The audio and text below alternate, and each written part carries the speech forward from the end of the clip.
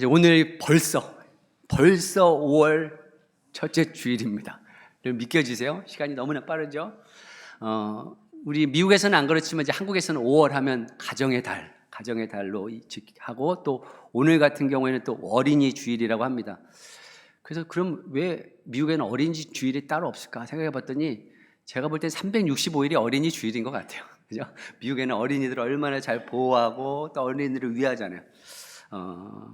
그래서 하여튼 오늘이 이제 5월의 가정의 달이고 오늘이 어린이 주일인데, 저희들이 성경을 어디 보고 있죠? 에베소서를 계속해서 보고 있습니다. 근데 공교롭게 오늘부터 에베소서를 봐야 될 부분이 어디냐면 가정에 관한 말씀인 거예요. 제가 미리 계획하지도 않았고 미리 뭐 예상했던 것도 아닌데 이렇게 딱 맞아 떨어지는 거예요. 그래서 이거를 시중 영어로 하면 아다리가 맞는다 이러는데 이걸 우리 표현으로 하면 하나님의 섭니다. 저는 그냥 이 본문만 갖고 한다는 것 자체가 하나님이 우리 사랑 성교교의 가정을 특별히 이 한 달을 통해서 회복하시고자 하는 하나님의 마음인 줄 믿습니다. 그러니까 오늘은 어린이 주일이잖아요. 그럼 어린이 주일에 어린이들을 위한 메시지를 전해야 될까요? 부모를 위한 메시지를 전해야 될까요? 제가 좀 고민이 되는 거야. 그죠? 어떻게 될까요? 근데 다음 주는 어버이 주일이잖아요. 그럼 어버이 주일은 당연히 자녀들이 해야 될 메시지를 전해야겠죠. 그래서 오늘은 부모들이 성경적인 부모에 대해서 말씀을 나누고, 다음 주는 성경적인 자녀에 대해서 나누고, 그 다음에는 성경적인 부부에 대해서 나누겠습니다. 사실 가정에 관한 이렇게 시리즈로 말씀을 전한다는 것이 부담이 됩니다. 왜냐하면 제가 좋은 부모가 돼가지고 그 경험을 가지고 여러분들에게 말씀을 전할 수도 없는 거고, 내가 그렇다고 해도 좋은 자녀가 되어져서 제가 부모님한테 그렇게 잘했으니까 여러분들 그렇게 하십시오 할 수 있는 것도 아니고요. 부부의 관계도 마찬가지죠. 제가 이상적인 부부로 살아가기 때문에 여러분들에게 말씀을 전하는 게 절대로 아닙니다. 대신에 성경에 분명히 하나님의 말씀으로 가정에 대한 지침들이 있는 거고, 저도 이 하나님의 말씀대로 살아보겠다라는 노력의 차원에서 말씀을 드리는 거니까 그런 차원에서 이해해 주시면서 들어주시면 감사하겠습니다. 자, 오늘 본문 말씀 에베소 6장 4절을 보면요, 자녀들에게 하지 말아야 될 것과 할 것에 대해서 이야기합니다. 하지 말아야 될 것이 뭐죠? 여러분의 자녀를 어떻게 해요? 노엽게 하지 말아라. 노엽게 하지 말아라. 그리고 해야 될 것이 뭐예요? 주님의 훈련과 훈계로 길러라. 이 동일한 말씀을 가지고 사도 바울은 골로새서 3장 21절에 동일하게 같은 내용으로 말씀합니다. 어버이 되니 여러분의 자녀를 격분하게 하지 마십시오. 그들의 길을 꺾지 말아야 합니다. 안 해야 합니다 하고 얘기하고 있죠. 그래서 그럼 어떻게 하면 자녀들에게 격분시키지 않고 길을 꺾지 않느냐 하는 건데, 그것을 우리가 생각하기 전에 먼저 어떻게 하면 우리 자녀들을 분을 내게 하고 길을 꺾게 하는 것인가 하는 것을 함께 살펴보고자 합니다. 첫째는 우리가 칭찬은 않고 자꾸만 잘못만 지적하면 자녀들의 기가 꺾이고 마음에 분이 생긴다는 거예요. 저는 사실 어렸을 때 생각해보면 열등의식에 많이 사로잡혀서 살았어요. 물론 혼나는 것을 좋아하는 사람은 하나도 없지만 저는 유난히 누군가에게로부터 혼나는 거에 대해서 굉장히 불편하고 굉장히 어려웠던 사람입니다. 왜냐하면 이런 거예요. 내가 만약에 누군가의 혼을 났을 때 제 속에는 이런 마음이 들까봐, 그러니까 이렇게 생각할까봐 두려웠던 거예요. 뭐냐면 네 애비가 그러니까 너도 그렇지.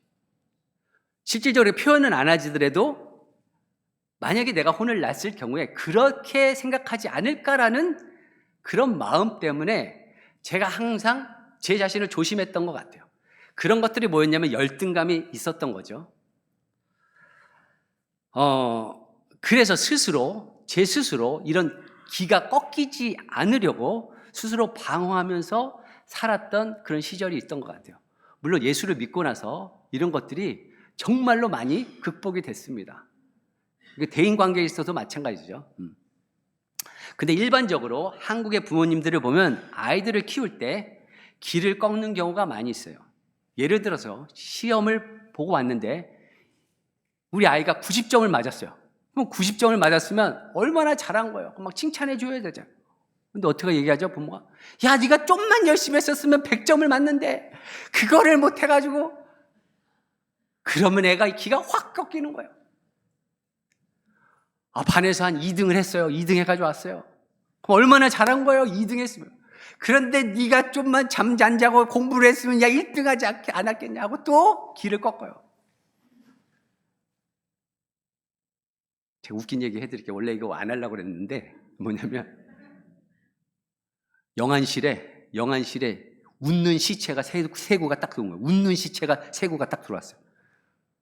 그래서 첫 번째, 아니 이 사람은 어떻게 죽었냐고 그랬더니 이 사람은 복권이 당첨돼가지고 너무 좋아서 웃다가 죽은 거야. 심장마비. 그래서 첫 번째 시체.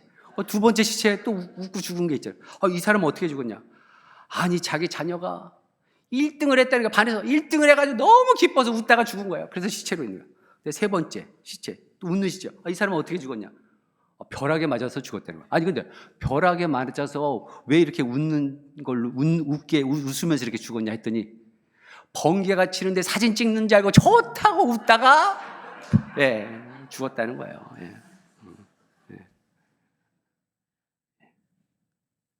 상관이 없는 얘기입니다. 또 이런 것만 또 기억하시는 분 있어요. 써먹었어요. 그래서 올림픽에서도 가만히 보세요. 우리 그 나라에서 그 메달 개수를 셀 때 항상 금메달에만 포커스를 둬. 그래가지고 은메달, 동메달 땄으면 완전히 이건 죄인이야, 죄인. 아니 어떻게 금메달을 못 땄냐 하는 거죠. 그래서 금메달 개수 그것만 따지잖아요. 근데 미국에서 메달 개수 살 때 여러분 아시죠? 어떻게 하죠? 전체 메달 개수를 따집니다. 금메달만 몇 개 이게 아니라 금은동 메달을 다 개수해서 발표를 해요. 이게 너무나 차이예요. 너무나 칭찬에 인색한 거죠. 그러면 왜 어르신들이 왜 이렇게 한국에서는 칭찬을 안 해요? 게을러질까 봐. 얘가 교만해질까 봐 칭찬을 안 한다는 거예요. 그건 어디서 온 이야기인지는 모르겠지만 하여튼 그러는 거예요. 그렇게 야단만 쳐요. 야단만. 그런 환경에 자란 자녀들은 매사에 자신감이 없어지는 거예요. 그러면 스스로 느껴지는 것이 무엇이냐? 분명히 남하고 잘하고 두각이 되는 게 있는데도 불구하고 난 잘하는 것이 아무것도 없다라는 생각이 공부만이 아니라 모든 분야에서 그 아이의 그 삶에 영향을 미치는 거죠. 그렇게 해서 자녀의 길을 꺾는 겁니다. 두 번째, 자녀들의 길을 꺾는 그 마음의 분을 심어줄 때가 언제냐? 다른 자녀와 비교하는 겁니다. 비교해요. 하나님께서는요, 모든 사람들을, 우리 자녀들을 포함해서 다르게 만들어주셨고 각각 장점을 주어서 이 세상에 보냈습니다. 그래서 우리 부모님들은 그 좋은 점들을 봐야 되는데 꼭 좋은 점이 아니라 모자란 것만 봐요. 모자란 것만. 그래서 어떤 자녀는 공부를 잘하고 어떤 자녀는 운동을 잘하고 어떤 자녀는 그림을 잘 그리고 또 어떤 자녀는 성격이 너무 좋아. 그래가지고 대인관계가 너무 좋은 아이들이 있어요. 각각 특징이 다른 건데 그런 장점들을 부각시키고 칭찬할 게 아니라 우리 부모님들은 꼭 모자란 것을 지적하는 거죠. 그랬을 때 자녀가 기가 꺾이고 분이 생기는 겁니다. 그래서 우리 성도님들은 우리 그 자녀들의 강점이 무엇인지 잘 보시고 이것을 좀 키우시기 바랍니다. 예를 들어서 글을 잘 쓰는 애가 있어요. 근데 글을 잘 쓰는 애 얼마나 아무나 못하는 재능이잖아요. 그런데 이제 AI 시대에 너 나중에 저 밥도 못 벌어 먹고 산다. 그래가지고 이공계 자기가 싫은 막 피직스 뭐 바이올로지 막 이런 거 배우게끔 해. 애가 미치겠죠. 그런 직업을 택한다고 칩시다. 나중에 행복한가? 그게 아니잖아요. 그래서 가능하면 자녀들이 좋아하고 흥미있고 보람 있는 일을 하는 것을 추천해 주시면 좋겠어요. 우리 자녀들은 하나님께서 특성 있게 만들어 주셨기 때문에 우리가 그 잘하는 것을 인정해 줘야지, 그렇지 않고 자꾸 딴 아이하고 비교할 때 자녀들의 마음에 분이 생기고 기가 꺾이는 겁니다. 그래서 부모님들도 잘하는 얘기 있잖아요. 옆집에 누구누구, 야, 걔 봐라. 걔 얼마나 잘하냐. 너는 뭐 하고 있냐, 막 이래요. 아버지가 막 그렇게 얘기했대. 야, 너 옆에 철수 봐라. 얼마나 그냥 공부 열심히 해가지고 1등하고 그러냐. 사실 그 집에 아버지는 아버지하고 자기 그 얘기하는 아버지가 비교해봐요. 사실 그 아버지보다 못하거든요. 자기가 그 할 말 자격이 없거든요. 근데 꼭 이상한 말 나올 뻔했네. 꼭 그런 얘기를 해요. 꼭 그런 얘기를 해요. 아이들이 그렇지. 아이고, 그 아버지하고 아버지 한번 비교해보세요. 뭐 그런데 얘기를 못하는 거지. 착해서. 세 번째, 부모가 일관성이 없을 때 자녀들의 길을 꺾고 분을 심어줍니다. 이랬다 저랬다 하는 거예요. 오늘은 이 말했다가 내일은 저 말했다가, 엄마 아빠 그렇게 얘기하지 않았냐고. 내가 언제 그렇게 얘기했어? 또 오리발 내밀고 막 그냥. 엄마가 기분 좋을 때는 똑같은 짓을 해도 괜찮았는데, 기분 나쁠 때 똑같은 짓을 했는데 막 혼을 내. 애들이 막 혼란스러운 거예요. 혼란스러운 거. 이렇게 일관성이 없을 때 자녀들이 분을 내고 기가 꺾이는 겁니다. 네 번째, 부모의 경험을 절대화시킬 때 자녀들의 마음에 분과 기가 꺾이는 겁니다. 결국 부모님이 경험한 거는 부모님 세대에 경험한 거잖아요. 더더군다나요, 미국에서 자녀를 키운다는 것은 한국과도 또 다른 문제예요. 뭐예요? 문화가 달라요. 언어도 달라요. 그런데 시대와 환경이 달랐는데 자기가 자라왔었던 그 환경, 그 시대를 생각하면서 자녀들을 가르치려고 하는 거죠.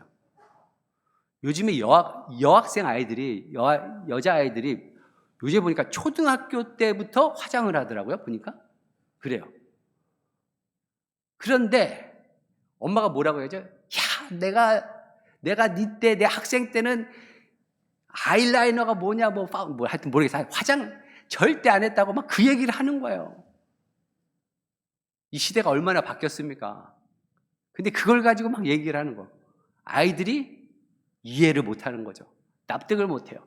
그러다 보니까 분이 생기고 기가 꺾이는 거예요. 남자분들. 군대 갔다 온 이야기를 하는 거야. 내가 얼마나 배고프게 지냈는데, 아니면 막 6.25 전쟁은 모르겠네. 하여튼. 그래가지고 막 피난 오면서 못 먹었는데 너는 지금 밥 남기냐 하고 막 얘기하는 거. 애들이 이해도 못할 뿐더러 그 안에 분이 생기는 거예요. 기가 꺾이는 겁니다. 다섯 번째, 자녀를 믿어주지 않을 때 자녀들이 기가 꺾이고 분이 생깁니다. 누가 나를 신뢰해 준다는 거, 이거만큼 큰 힘이 없습니다. 부모가 자기를 믿어주지 못할 때 자녀들이 분이 생기고 기가 꺾입니다. 자녀를 믿지 못하는 가장 큰 것 중에 하나가 무엇이냐? 과잉보호입니다. 부모님들은 자신이 자식을 사랑한다고 해서 과잉보호를 하죠. 누구도 만나지도 못하게 하고, 어느 때는 가지도 못하게 하고, 막 통금 정해놓고, 너무 과잉보호를 하다 보니까 막 숙제까지 대신해줘요. 숙제까지. 그럼 이런 자녀들은 어떤 메시지를 갖고 있느냐? 자기 스스로에게, 너는 스스로 일을 처리할 수 없는 사람이기 때문에 우리가 다 해줘야 한다는 메시지를 주는 거예요. 자립심이 전혀 없게 되는 거죠. 그래서 마마보이가 생기는 겁니다. 그래서 결국 과잉보호를 받고 자란 아이들은 그 아이들이 스스로 자립심이 없기 때문에 나약해지는 거예요. 자기가 스스로 할 수 있다는 용기가 없으니까 기가 꺾이는 겁니다. 그래서 때때로 우리가 실수할 수 있는 여유를 줄 필요도 있는 겁니다. 물론 너무 믿어줘도 문제가 생기지만 너무 안 믿어줘도 문제가 생깁니다. 그런데 어차피 믿어줄 거라면 너무 믿어줘서 문제가 생기는 게 차라리 난 거예요. 그 경우가 접니다. 제 어머니가요, 저를 하여튼 무슨 이야기를 해도 다 믿어주는 거예요. 그래서 제가 어렸을 때 제 형님, 지금 일본에 선교사로 있는 제 형님이 돈이 필요하잖아요. 돈이? 그러면 저를 불러요. 저를 불러요. 그래가지고 야, 너 엄마한테 좀 얘기해서 네가 학용품 뭐 산다고, 뭐 백과사전 산다고, 뭐 돈 좀 달라고 엄마한테 얘기해라 그래요. 그러면 제가 엄마한테 가죠. 그러면 전 학용품 필요 없거든요. 근데 학용품 사야 된다고 얼마 달라고 엄마한테 그래요. 그럼 엄마는요, 옆집에 돈을 꿔서라도 저한테 줬어요. 꿔서라도 줬어요. 그러면 그걸 가지고 형님한테 바쳤죠. 네. 그래가지고 하여튼 우리 형님이 삥땅 칠 때 저를 사용한 거예요. 저를. 그만큼 제가 말하면 어머니는요 100% 믿어줬어요. 지금도요. 지금도 이렇게 얘기를 하면 아이고 우리 병현이만큼 어렸을 때 속썩인 적이 한 번도 없는 애가 없다고 얘기하세요.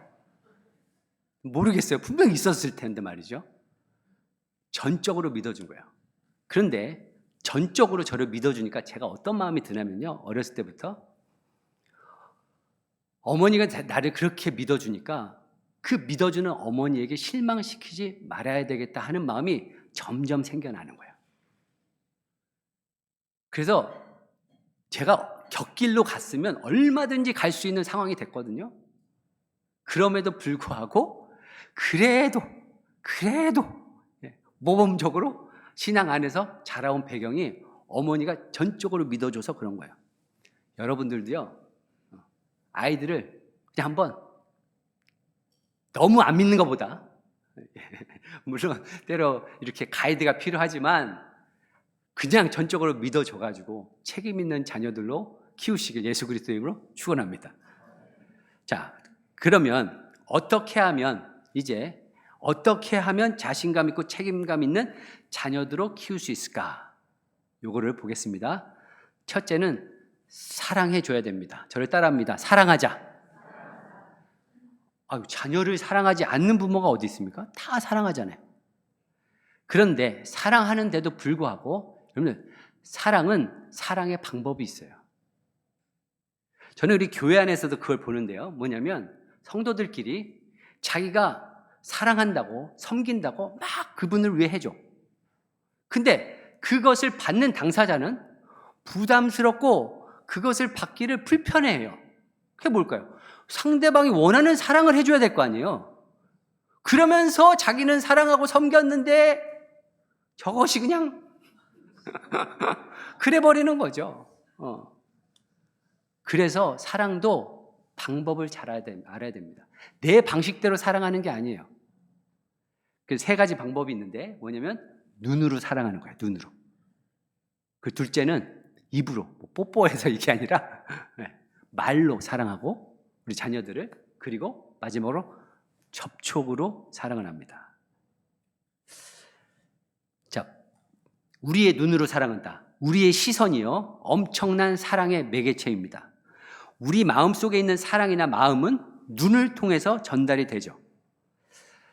이게 놀라운 사실인데 뭐냐면 우리가 우리 자신을 표현하고자 할 때, 우리가 생각할 때 언어, 이 말로 하는 언어가 우리의 표현을 가장 잘한다고 생각을 하는데, 사실 연구해 보니까 언어의 역할은 이 표현하는 데 있어서 7%밖에 안 된다고 합니다. 7%.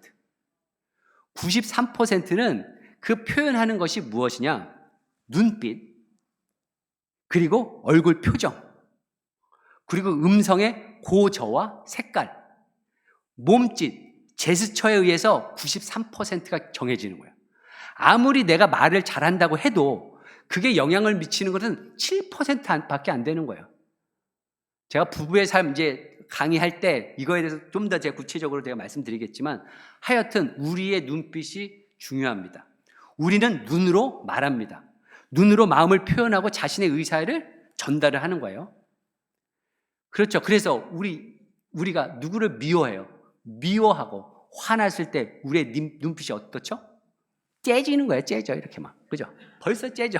딱 눈빛만 보면 알아. 눈에 막 살기가 가득해요. 부부싸움 해보세요. 부부싸움. 예, 부부싸움 할 때. 그럴 때만 사진을 서로가 한번 찍어보세요. 막 화났을 때. 예. 그런데 반면에 사랑할 때도 눈빛에서 사랑이 표현되잖아요. 그래서 눈빛을 통해서 와, 사랑이 줄줄 흐르네. 막 이런 표현 하잖아요. 눈으로 전달을 하는 겁니다. 제가 이 세상에서 가장 사랑스러운 눈빛이 뭘까를 생각해 봤더니 이거 같아요. 저희는 그 경험을 못했지만 10달 동안 그 아기를 뵌 엄마가 아기를 딱 낳아서 자기 품에 안겼을 때 그 아기를 보는 눈빛, 예, 그죠? 맞죠? 그 눈빛은 아마 세상에서 어떤 사람의 눈빛보다도 사랑스러운 눈빛일 것 같아요. 그래서 그 눈빛으로 지금 아주 지질이 속을 썩일지라도 그때를 생각하세요. 낳았을 때, 처음 아기를 가졌을 때 그 눈빛으로 사랑을 전달하시기를 예수 그리스도 이름으로 축원합니다. 두 번째, 뭐냐? 뭘로 사랑한다고요? 눈빛 말고 사랑으로, 아니 말로 사랑합니다. 사실 우리 한국 분들은 이 말로 표현하는 게 익숙하지 않지만, 좀 미국 분들은 이제 표현하는 데 익숙하잖아요. 사랑한다 이런 표현 잘해요.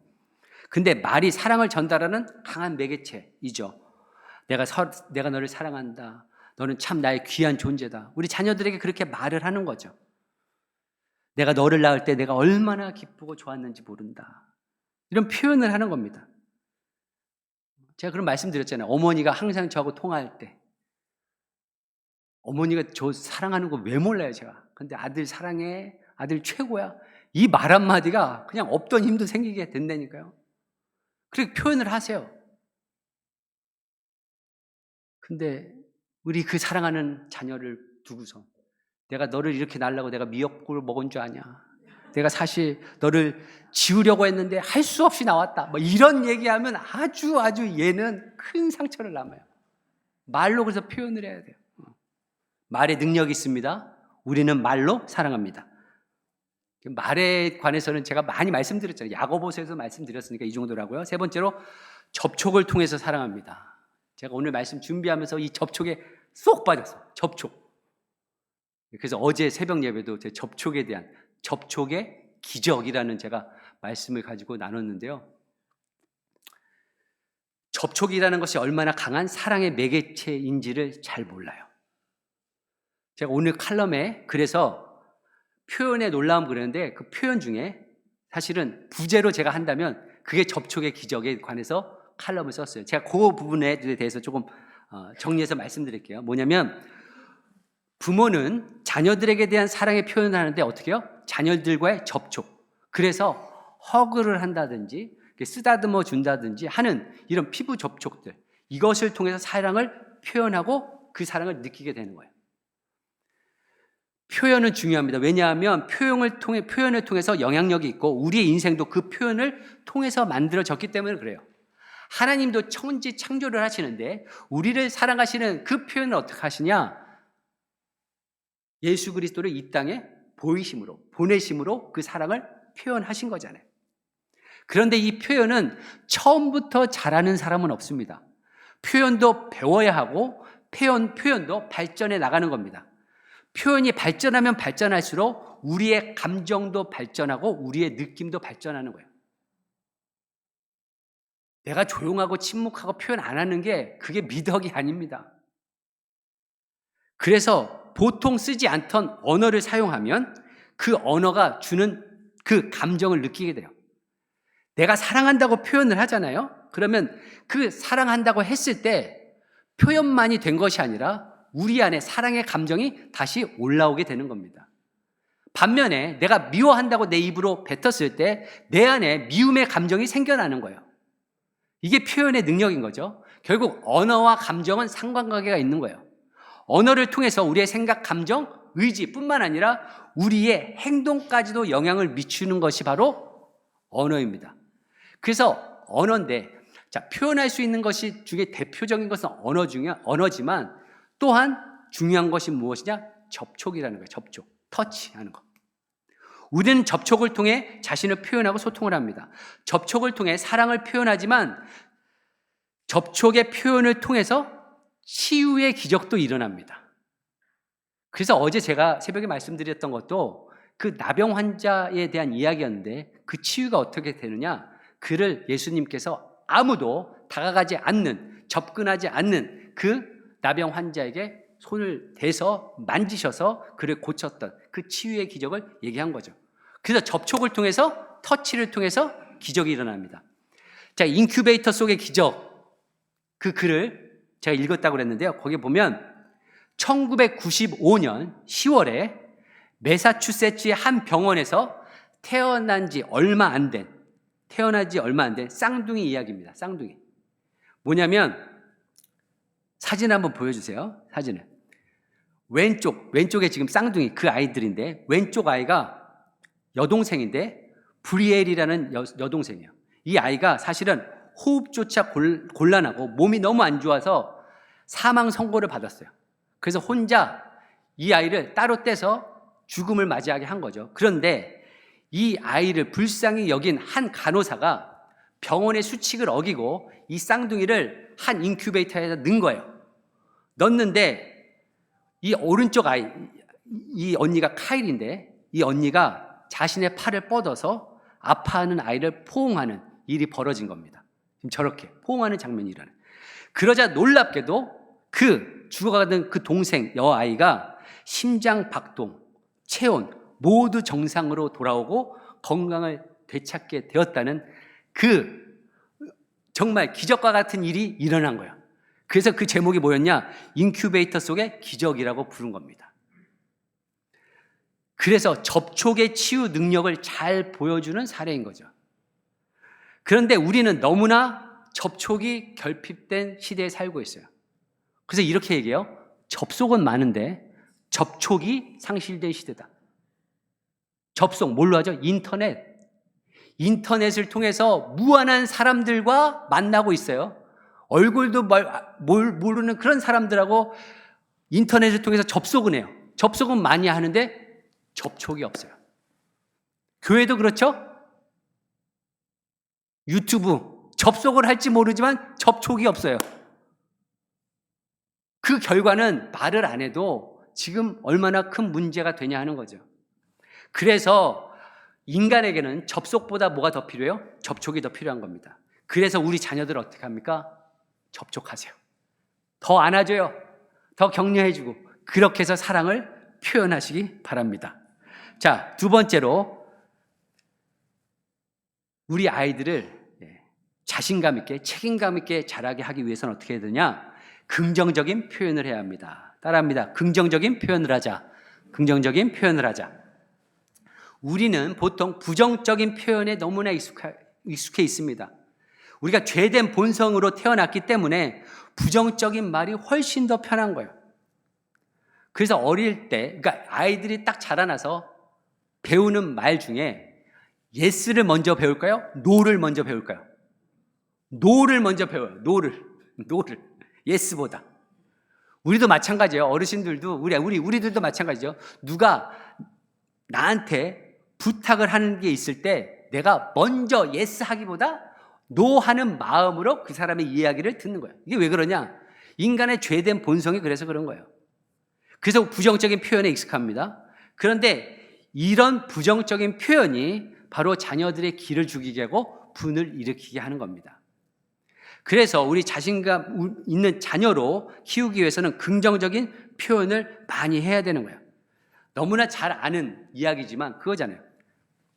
컵에 물이 반이 차여 있을 때 두 가지의 반응이 있어요. 어떤 분은 물이 반밖에 안 찼네 하고 다른 한 분은 어떻게 생각하느냐? 물이 반이나 찼네. 반밖에 안 찼네? 반이나 찼네. 느껴지세요? 반밖에 안 찼네 하면 벌써 느낌에 위기감이 느껴집니다. 반이나 찼네 그러면 어떤 느낌이 들죠? 뭔가 여유로움이 있어요. 이게 차이예요. 바로 부정적인 표현, 긍정적인 표현의 차이인 거죠. 그래서 자녀들에게도 그런 표현을 쓰는데, 밥 먹을 때 자녀가 밥을 안 먹고 디저트인 아이스크림을 먹는다. 맨날 그런 것 때문에 싸우잖아요. 그럴 때 보통 부모님들 뭐라고 얘기하죠? 너 밥 안 먹으면 아이스크림 없어. 이래버려요. 이렇죠. 부정적인 표현을 합니다. 근데 이걸 좀 긍정적으로 바꾸면 어떻게 되느냐? 밥 먹고 아이스크림 먹자. 좀 톤도 조용해야 되잖아요. 언어만이 아니에요. 톤, 표정 이거 중요해. 먹자 이러는 거죠. 저도 이게 다 뭐 경험돼서 하는 얘기 아니에요. 하여튼 긍정적인 표현을 바꾸자는 거예요. 막 비가 밖에서 와요. 근데 애들은 막 비 좋다고 뛰어나가서 놀라고 그러잖아요. 그러면 애들한테 지금 비 오는데 어디 나가? 못 나가! 하고 또 그러지 말고 어떻게 해요? 비 그치면 우리 나가서 놀자. 또 이렇게 하는 거예요. 이게 긍정적인 표현. 우리 복도에서 막 애들 뛰어요. 뛰지 마! 이러지 말고 어떻게 해요? 살살 걸어보자.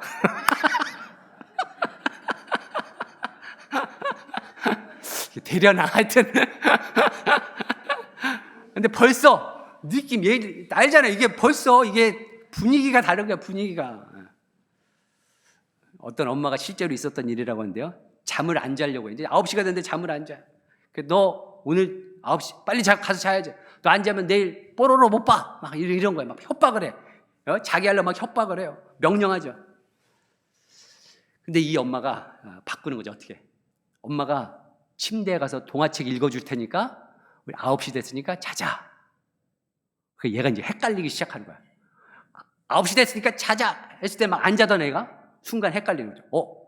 이거 안 잔다고 하면은 동화책 못 읽지 하면서 엄마를 따라서 침대에 가서 동화책도 엄마가 읽어주고 또 자게 된다. 이런 사실이란 거죠.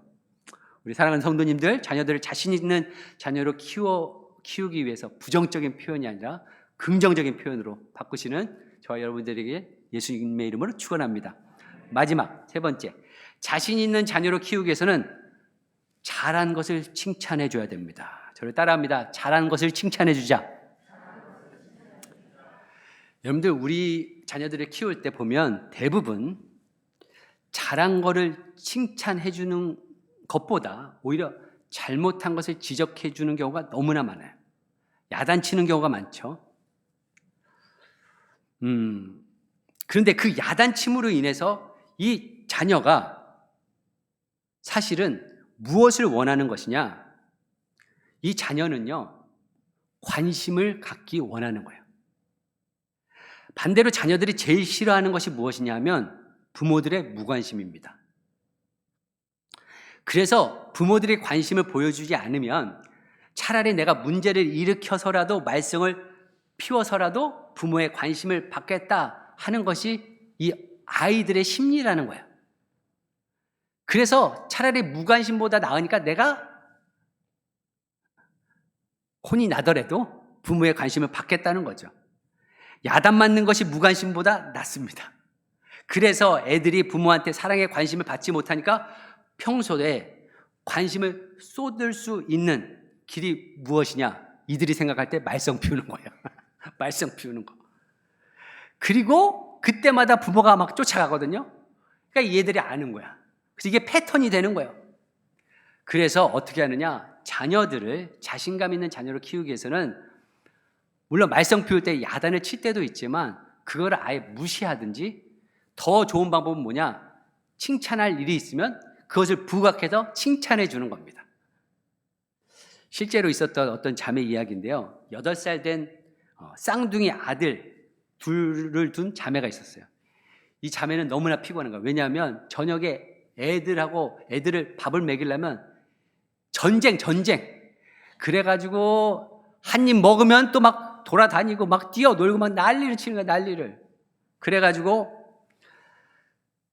하나 먹으면 아이고 잘했다 했는데도 불구하고 먹고선 또 도망가고 그러는 거죠. 근데 밥 먹는 것이 하여튼 전쟁터가 된 겁니다. 그래서 밥을 막 1시간, 2시간씩 먹는 거죠. 근데 이분이 자녀 교육에 대한 배움을 얻은 거예요. 그래서 여러분 배움이란 게 그래서 중요한 거예요. 그래서 자녀가 말썽 피울 때 어떻게 하냐? 오히려 무시하고 잘할 때 칭찬해 주라 하는 걸 배운 겁니다. 잘하는 것을 칭찬해 주라. 그래서 이 부부가 결심을 하고 아빠가 딱 퇴근을 해서 이제 같이 이제 네 식구가 밥을 먹잖아요. 그런데 아빠가 그런 거죠. 밥은 밥상에서 먹는 거야? 하고 얘기했죠. 뭐 그런다고 애들이 말을 듣습니까? 이 아이들이 두 아이가 이 두 남자 사내 아이들이 또 막 도망가는 거예요. 막 도망가요. 그 예전에는 이제 막 숟가락 들고 막 쫓아다녔잖아요. 먹으라고. 그런데 무시해버렸어. 아예 부부가 무시를 해버렸어. 아예 무시를 해버렸어. 근데 애가 이제 헷갈리는 거지. 딴 때 같으면 이게 밥 먹으라고 막 숟가락 내밀 텐데 아무도 관심을 안 가지니까. 그러니까 얘네들도 한계가 있잖아요. 그러니까 배가 고프니까 형이 딱 온 거예요. 왔으니까 딱 앉으니까 아이고 잘 왔다고 밥을 먹인 거예요. 아이고 이렇게 잘 먹어. 그러니까 두 숟가락 세 숟가락 먹는 거야 막. 그러니까 막 칭찬을 해요. 근데 혼자 또 천방지축 다니던 동생이 이걸 보는 거지. 듣는 거예요. 어이구 칭찬을 받네. 그래가지고 다시 온 겁니다. 그래가지고 거기 앉아서 먹는 거예요. 먹었을 때 칭찬해 주는 거야. 아이고 잘했다, 잘 먹었다. 이제 여러분 손주들한테도 이렇게 써먹으면 돼요. 하여튼 그래가지고 막 칭찬을 해줘요. 그 다음에 물론 또 천방지축을 다닐 수 있지만 점점점 그 횟수가 줄어들면서 2주일 만에 밥버릇을 고쳤다는 간증을 하시는 거예요. 정말로 이게 뭡니까? 칭찬해 주는 거예요. 잘한 걸 칭찬해 주는 겁니다. 근데 이것이 자녀들만이 아니고 우리 성인들도 마찬가지예요. 부부들도 마찬가지죠.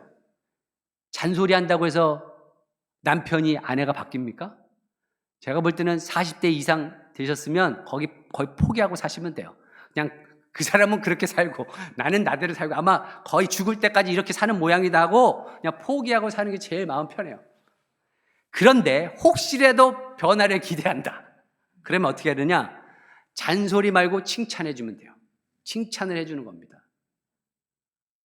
예를 들어서 막 그 옷을 제자리에 못 놓는 분들이 있어요. 분명히 런쥬리 바스킷이 거기 저기에 있는데 거기다가 안 넣고 막 사방에다 놓는 분들이 있어요. 그러면 그거를 왜 저기다 넣지 않고 여기다 너저분하게 해놨냐 막 이러고 막 싸우잖아요. 잔소리해서 됩니까? 안 돼요. 근데 만약에 어느 날 혹시나 제자리에 놔뒀어. 그러면 와이프가 남편한테 막 칭찬해 주는 거지. 당신이 이렇게 제자리에 놓으니까 그냥 내가 하루 일과의 그 반을 줄인 것 같네. 막 그러면서 막 과장해서 막 칭찬을 해줘요. 그럼 자기도 무안하잖아요. 무안한 거지. 그 무안하면서 자기가 생각이 드는 거죠. 물론 할지 안 할지 모르지만 할 가망성이 크다 이거죠. 그래서 뭐예요? 칭찬이 정말 사람을 바꾸는 겁니다. 그런데 그럼 우리가 이렇게 사랑하고 긍정적인 말하고 칭찬해주고 이게 가능하냐 하는 거죠. 우리의 힘으로 할 수 없습니다. 우리의 힘으로 할 수 없어요. 도움이 필요해요. 누구의 도움? 예수님의 도움이 필요한 겁니다. 사랑 받아본 자가 사랑할 수 있는 거예요. 제가 솔직히 얘기해서 제가 어렸을 때 사랑을 그렇게 못 받은 것 같아요. 저는 그렇게 생각을 하고 살았어요. 근데 분명히 어머니는 저를 사랑하셨죠. 그런데 제가 예수님을 믿고 나서 그 하나님의 사랑을 경험하고 나니까 얼마나 내가 사랑을 받은 자인지를 깨달으니까 이게 억지로가 아니라 제가 사랑할 수 있는 자로 세워질 수 있게 되더라고요. 딴 게 아닙니다. 부모의 역할, 뿐만 아니라 사랑과의 관계 역할 마찬가지예요. 내 안에 줄 수 있는 사랑이 없습니다. 그래서 하나님의 사랑, 예수님의 사랑, 성령님의 그 사랑을 충분히 느끼시고 그 사랑이 없을 때 그러니까 기도하는 거예요. 하나님, 내 안에 사랑을 찾아볼 수 없습니다. 하나님의 사랑을 부어주시고 그 사랑을 깨닫게 해주십시오. 그 사랑을 가지고 여러분의 자녀를 사랑하시고 여러분의 가정을 사랑하시고 성도들을 사랑하시고 이웃들을 사랑하셔서 그 사랑의 풍성한 결실들이 있는 저와 여러분들에게 예수 그리스도의 이름으로 축원합니다.